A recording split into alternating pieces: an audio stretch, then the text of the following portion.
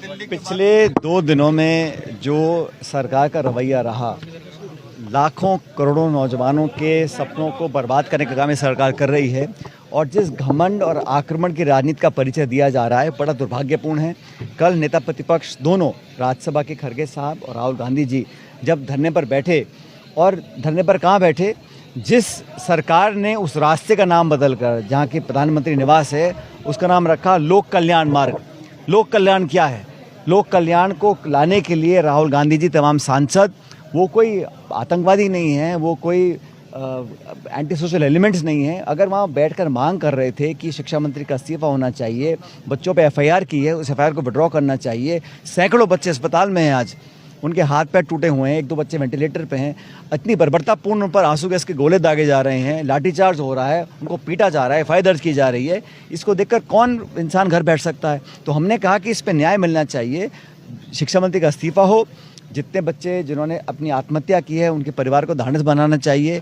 भविष्य के लिए सरकार क्या खाका तैयार करेगी? जो व्यवस्था है पूरी चरमरा गई है देश में, और बच्चों का जो विश्वास है पूरे हमारे सिस्टम के अंदर वो कोलैप्स कर रहा है। इसको देखकर भी कुछ नहीं करे।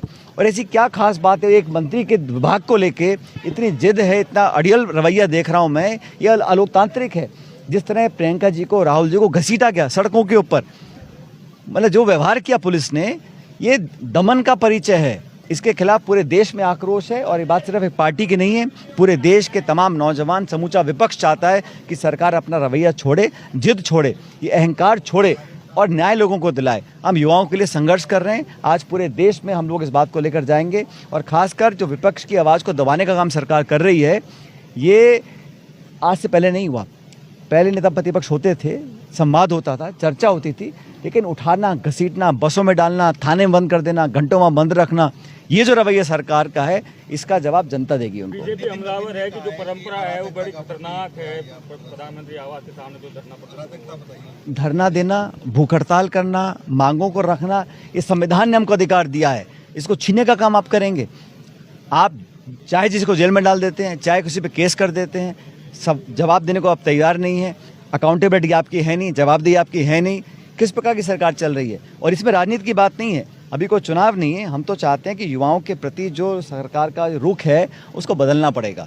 ये 12 साल सत्ता में रहने के बाद उनको लग रहा है कि जनता की कोई अहमियत नहीं है। गरीब हो, नौजवान हो, किसान धरना देने आए दिल्ली के अंदर सैकड़ों की संख्या में, वो परेशान है, नौजवान परेशान है। तो ये बहुत माहौल गलत है, और मुझे लग रहा है कि आज इसमें राजनीति को परे छोड़ दें तो चाहे किसी जाति बिरादरी का हो, ग्रामीण क्षेत्र का हो, शहरी क्षेत्र का हो, हर नौजवान को लगता है कि उन्हें ठगा जा रहा है। और ये पूरा माफिया जो है, ये ट्यूशन माफिया, ये कोचिंग माफिया, खरबों रुपए देश के लोगों की जेब के जा रहे हैं, और स्कूलों कॉलेजों के अंदर नौकरी नहीं मिल रही है। जो एग्ज़ाम होता है वो लीक होता है, पेपर कैंसिल होता है, तो किसको जाके रोएं? जो बच्चे वहाँ पे आए थे दिल्ली प्रदर्शन करने के लिए, वो क्या जुल्म उन्होंने किया था? उस प्रकार का व्यवहार उनके साथ किया, उनकी बात को सुनने को तैयार नहीं। 30 दिन से बैठे थे वहाँ पे, अब जाके सरकार संसद में चर्चा करने को तैयार हुई है, लेकिन शिक्षा मंत्री का सब जब तक नहीं होगा तब तक हमारी मांग पूरी नहीं होगी।